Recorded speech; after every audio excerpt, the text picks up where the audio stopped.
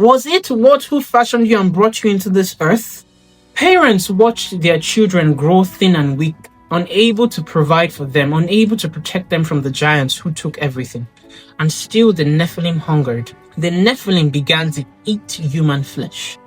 At first, it was the bodies of the dead, those who had perished from starvation or disease.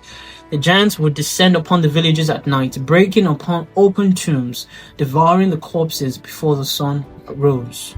But soon the dead were not enough. The hunger drove them further.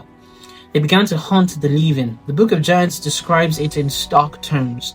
And they began to sin against the birds, and against the beasts, and against the reptiles, and against the fish.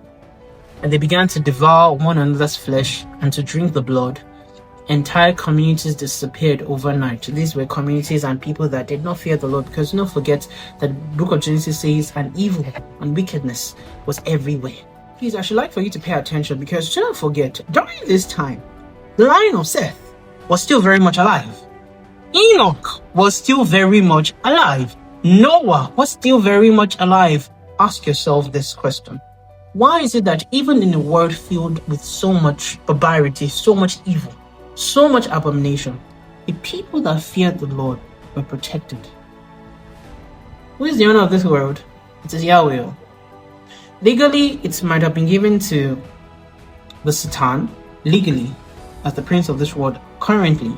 But who is the owner of this world? For all the nations who created it still belongs to Yahweh. Satan has just been given a temporary permit to do what he's supposed to do according to the Lord's will and plan. So, and we just read they began to sin against this beast. Let me be honest with you. If you read the book of Enoch, it is not just sin, also sexually sin.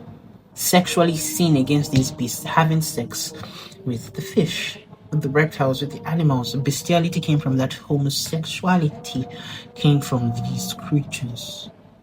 I've said it before, homosexuality is a spirit. It is not random. It is a spirit. The essence, the idea is a spirit that, and this spirit comes from so many factors. It comes from things like rape, like trauma, because these are doors that open a person's soul to these unclean spirits that are looking for a home to stay and inhabit, and they carry their dirty work mind into you, plant their seeds into the soul of man, and it grows within you, and you suddenly you see something that just sparks it maybe on the TV, and you say, you feel like being gay or lesbian.